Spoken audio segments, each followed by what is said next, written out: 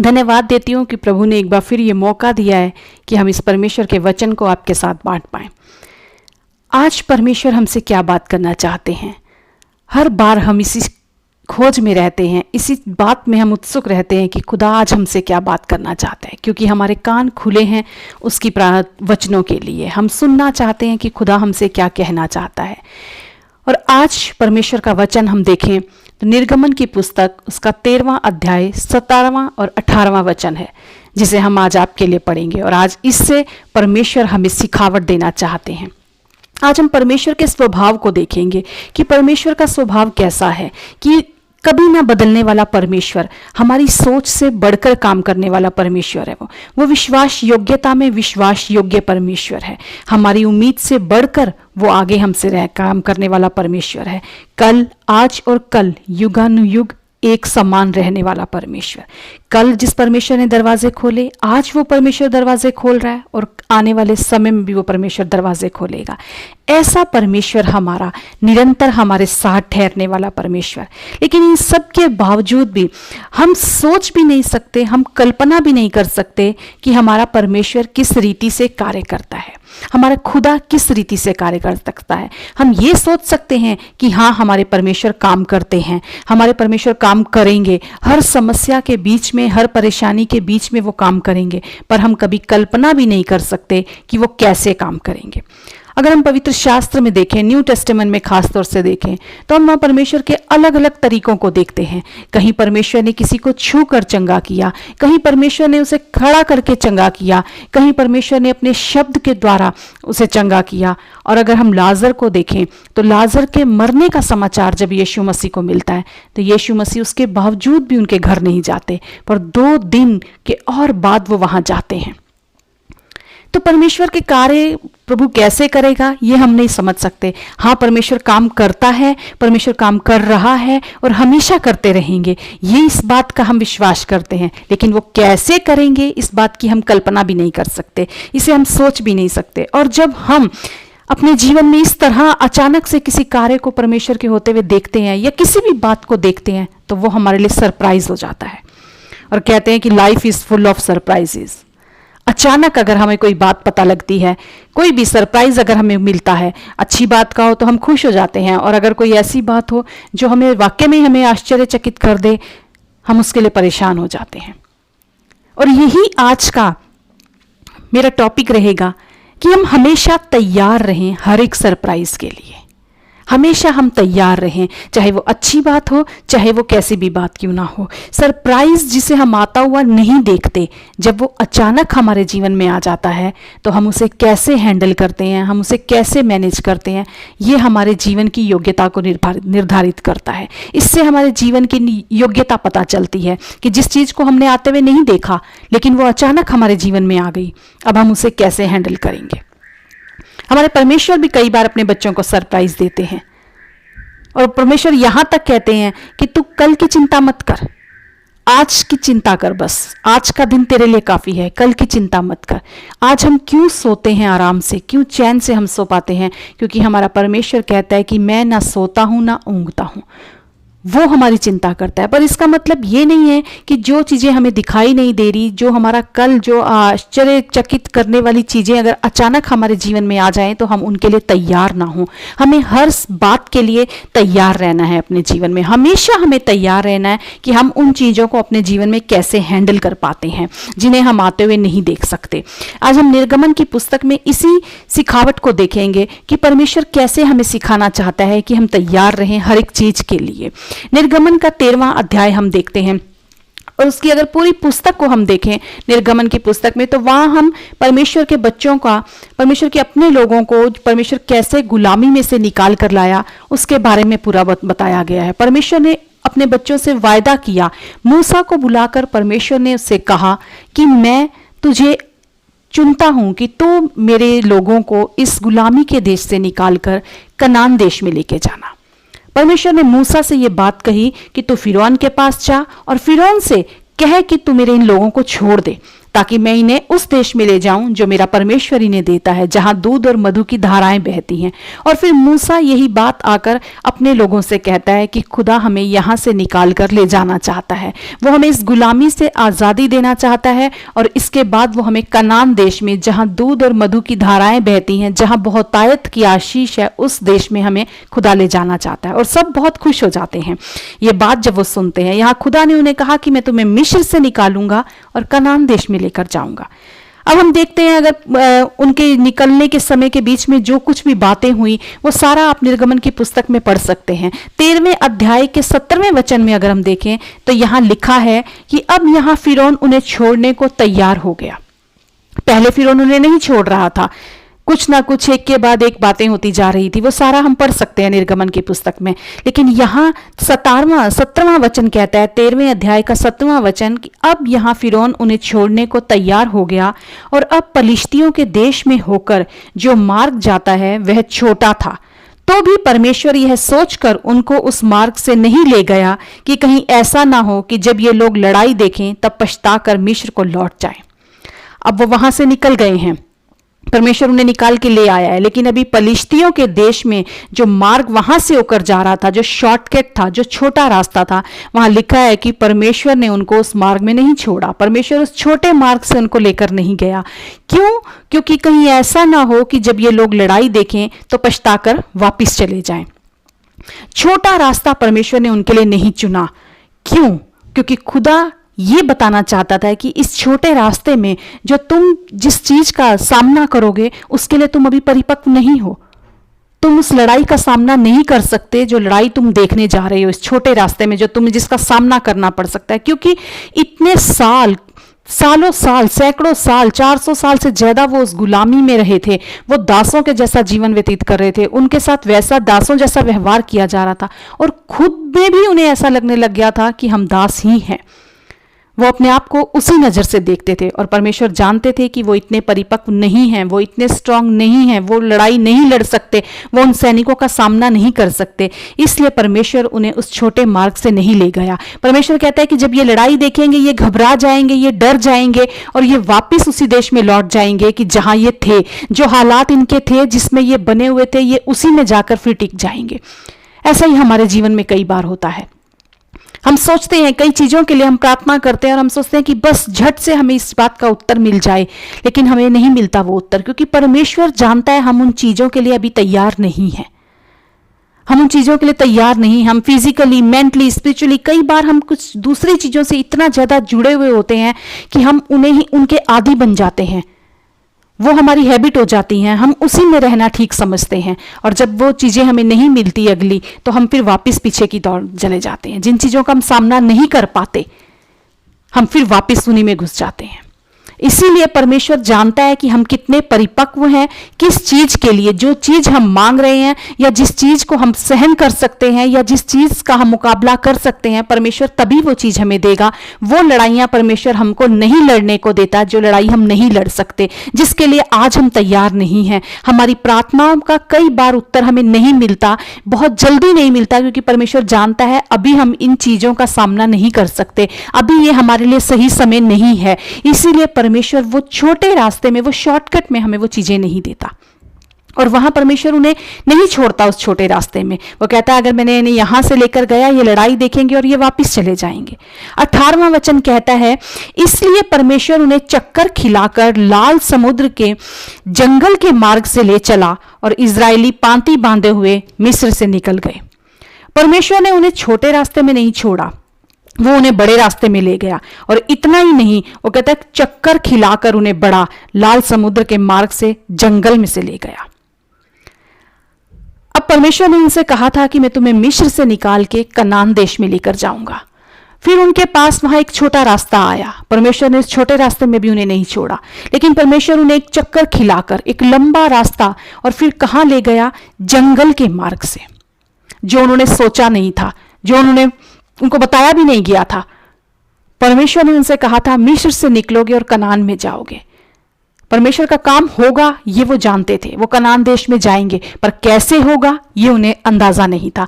और यही हमारे साथ हमारे जीवन में होता है। हम ये जानते हैं कि परमेश्वर हमारे साथ है, परमेश्वर हमारे जीवन में कार्य करेगा और परमेश्वर करने की सामर्थ्य रखता है, लेकिन हम ये नहीं समझ सकते, हम ये नहीं जान पाते कि परमेश्वर उस कार्य को कैसे करेगा। और जब अचानक हमारे जीवन में हम उस जंगल की यात्रा में आ जाते हैं, वो हमें सरप्राइज दे देता है। हम सरप्राइज हो जाते हैं उसे देखकर, हम चकित हो जाते हैं उसे देखकर, क्योंकि हमने उसके बारे में सोचा भी नहीं होता। वो हैंडल करना हमारे लिए मुश्किल हो जाता है। उसे हम नहीं मैनेज कर सकते कि इस परिस्थिति को अब हम कैसे मैनेज करें। और परमेश्वर जानबूझकर कई जानकारियां हमसे छुपा कर रखता है, क्योंकि अगर परमेश्वर सब कुछ हमें बता दे तो हम कहेंगे ये तो हमें पहले से मालूम था। इसीलिए परमेश्वर उतनी ही बातें हमें बताता है जितनी हम हैंडल कर सकते हैं। हमारा शरीर या हमारी रचना इस तरह से की गई है कि हम सारी बातों को कंट्रोल नहीं कर सकते। कल की चिंता, आने वाली बातों की चिंता हमारा परमेश्वर हमसे बेहतर कर सकता है। वो कहता है तुम जोड़ तोड़ में मत लगे रहो, तुम मत इधर उधर की जुगाड़बाजी में लगे रहो, क्योंकि मैं सारे काम पहले से कर चुका हूं। मैंने सारी योजनाएं बना ली हैं, मैंने तुम्हारे लिए सारी कल्पनाएं बना ली हैं। कैसे तुम्हें ले जाना है, कहां से तुम्हें ले जाना है, किस रीति से तुम्हें संभाल के ले जाना है, मैं सब जानता हूं। पर हम सरप्राइज हो जाते हैं। हम अचानक उस आए जंगल के मार्ग में जब हम पहुंचते हैं, हम घबरा जाते हैं। और इजरायलियों के साथ भी यही कुछ हुआ। जब वो वहां उस जंगल के मार्ग में आते हैं जिसके बारे में उन्होंने सुना ही नहीं था, उन्हें बताया ही नहीं गया था, जब वो वहां देखते हैं, उन्होंने उसकी कल्पना भी नहीं की थी कि वो उन्हें जंगल में से लेकर जाया जाएगा, और वो वहां कुड़कुड़ाने लगते हैं।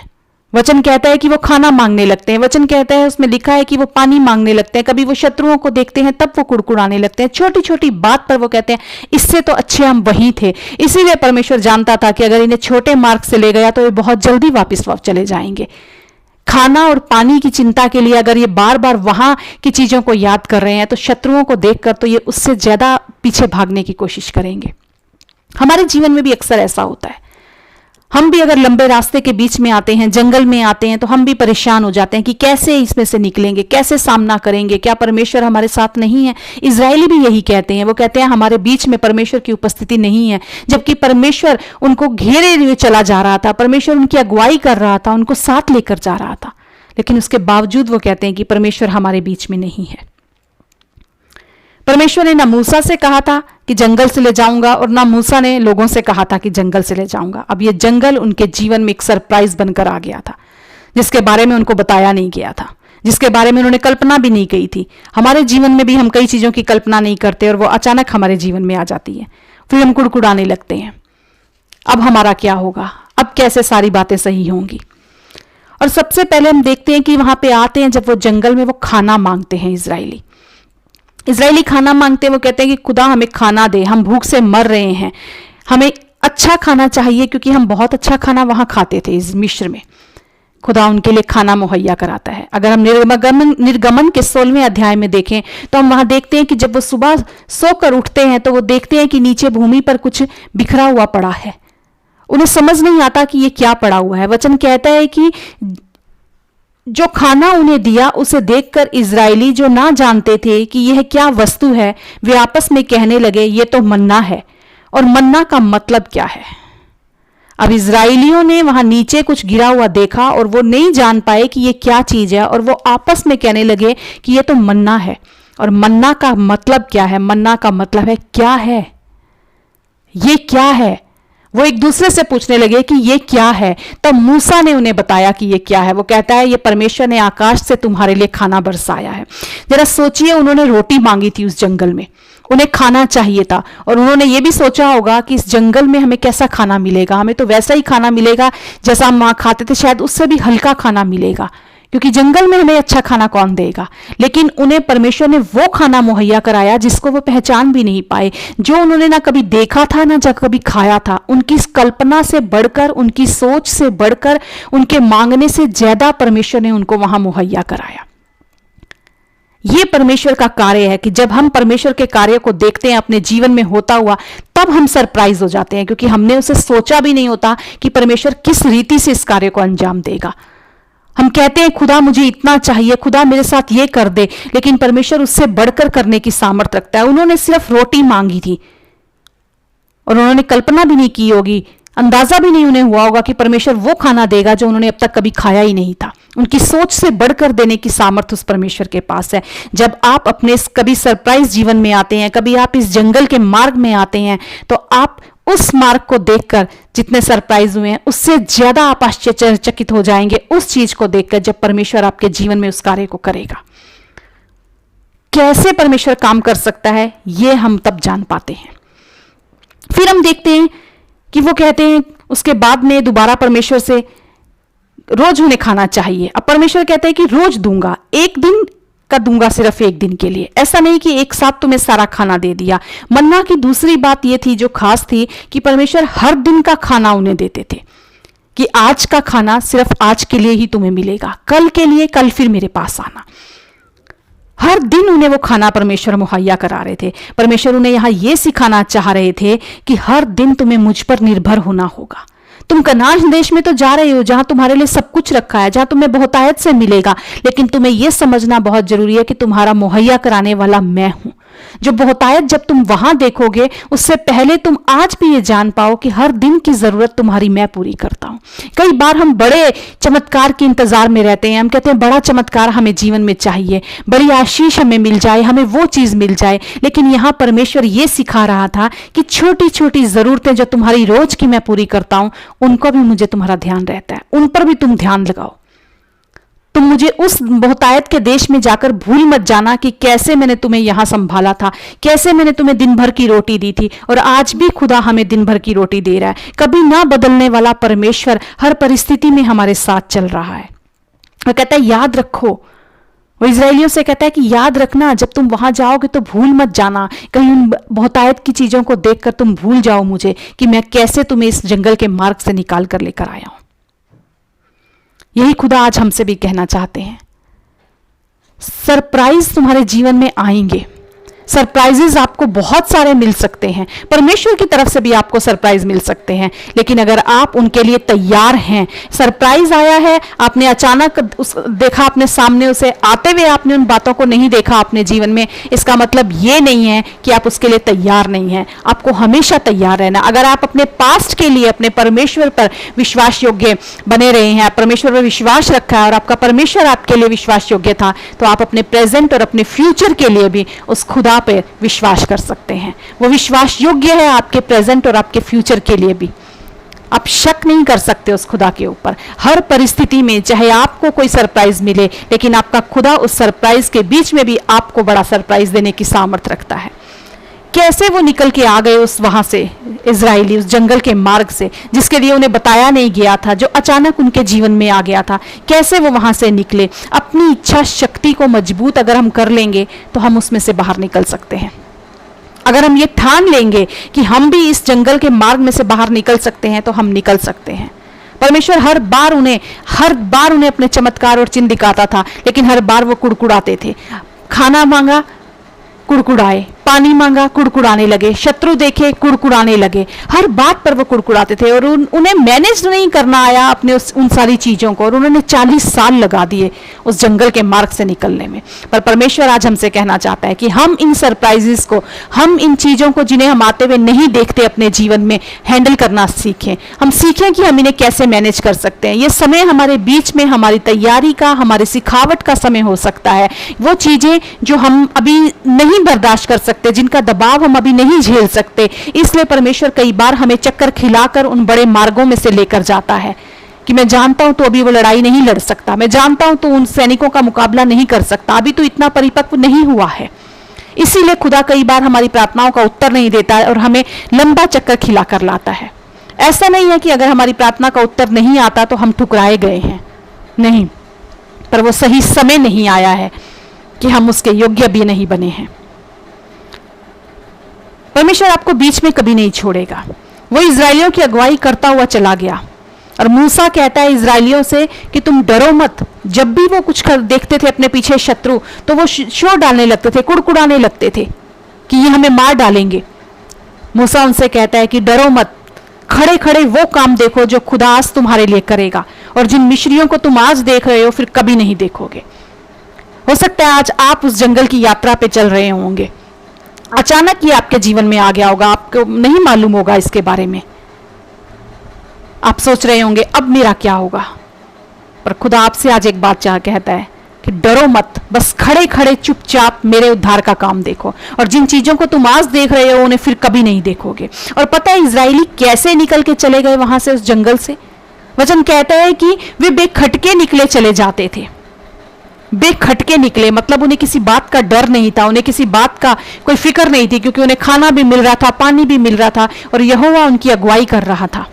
इसीलिए पौलुस कहता है, क्योंकि इन इजरायली लोगों का परमेश्वर इन्हें बलवंत भुजा से निकाल लाया, बलवंत भुजा से परमेश्वर उन्हें थाम कर निकाल लाया, इसलिए वो बेखटके चले जा रहे थे। वो बलवंत भुजा उन्हें थामे हुए थी। और इससे भी खूबसूरत सुलेमान कहता है अपने वचन में, श्रेष्ठ गीत में सुलेमान कहता है, यह कौन है जो अपने प्रेमी पर टेक लगाए हुए जंगल से चली आती है। कितना खूबसूरत है। वो कहता है कि वो जंगल से इस तरह चली आ रही है कि जैसे अपने प्रेमी के ऊपर टेक लगाई हुई है। उस प्रेमी की बलवंत भुजा को थाम कर वो बेखटके निकले चले जा रहे थे। आप सोच रहे होंगे कि मेरा जंगल का रास्ता बहुत लंबा है। आप मत घबराइए, आप तैयार रहिए बस हमेशा अपनी जिंदगी में इन सरप्राइजेस के लिए। जंगल का मार्ग अगर आपके जीवन में आ भी जाए तो भी खुदा कहता है कि मैं अपनी बलवंत भुजा से तुझे थाम कर ले चलूंगा। ऐसे आप निकलेंगे कि अपने प्रेमी पर टेक लगाकर आप चलेंगे, और दूसरे देखेंगे और कहेंगे कि ये कौन है जो अपने प्रेमी पर टेक लगाए हुए चला आ रहा है। आज हो सकता है आप इधर उधर सहारा ढूंढ रहे होंगे कि मेरी इन परिस्थितियों में मेरे साथ कोई नहीं है, किसके साथ मैं अपना दुख बांटूं, किसके साथ मैं अपनी परेशानियां बांटूं, किसके साथ मैं अपनी इन बातों को बांटूं। ये जो मेरा सफर चल रहा है, जो मैं जंगल के मार्ग से जा रहा हूं, ये जो मैं जंगल के मार्ग से जा रही हूं, कौन है जो मुझे मेरा साथ देगा, कौन है जिसे मैं जाकर अपनी बातें बताऊं। आपका प्रेमी आपका इंतजार कर रहा है, आप उस पर टेक लगा सकते हैं। उसकी बलवंत भुजा आपको थाम कर बाहर निकाल कर लाएगी। आप उस बलवंत भुजा को थाम सकते हैं, और जब आप उस पर टेक लगाएंगे बेखटके आप चले जाएंगे इस जंगल के मार्ग से। ये मत समझिए कि आपने उस सरप्राइज जीवन को देखा नहीं है। अचानक ये सरप्राइज आपके जीवन में आ गया है। अचानक ये जंगल आपको बताया नहीं गया था, आपको पता नहीं था। बिना देखे, बिना जाने, बिना कुछ बताए ये टाइम मेरे जीवन में आ गया है। अब मैं इससे कैसे निपटूं? परमेश्वर कहता है तैयार रहो। परमेश्वर के बच्चे हर परिस्थिति में तैयार रहते हैं, क्योंकि वो जानते हैं कि हमारा परमेश्वर कार्य करने की सामर्थ्य रखता है। कैसे करेगा इस बात की हमें चिंता नहीं है, पर हम एक बात जानते हैं कि विश्वास योग्यता में वो विश्वास योग्य परमेश्वर है। हमारी उम्मीद में, हमारी उम्मीद से बढ़कर कार्य करने की सामर्थ्य रखने वाला वो परमेश्वर है। कल, आज और कल युगानुयुग एक समान रहने वाला वो परमेश्वर है। जो कल चंगाई देता था उसने आज चंगाई दी, और वो आगे भी चंगाई देने वाला परमेश्वर है। वो दरवाजे खोलने की सामर्थ्य रखता है। जिसने दरवाजे खोले हैं वो खोल रहा है, और आने वाले समय में भी वो दरवाजे खोलेगा, क्योंकि हम उसकी बलवंत भुजा को थामे हुए हैं। और जब हम उसकी बलवंत भुजा को थामे हुए हैं तो हम तैयार हैं हर परिस्थिति के लिए, हर सीजन के लिए, हर जंगल के लिए, क्योंकि हम जानते हैं हमारी अगुवाई करने वाला तो हमारा खुदा है। वो हमारे आगे आगे चल रहा है, हम तो बेखटके उसके पीछे चले जाएंगे। हर सीजन के लिए, हर जंगल के लिए हम हमेशा तैयार रहने वाले परमेश्वर के संतान हैं। परमेश्वर इन वचनों पर अपनी आशीष रखे और आपको अपनी बुलवंत भुजा से थाम कर रखे। आमीन।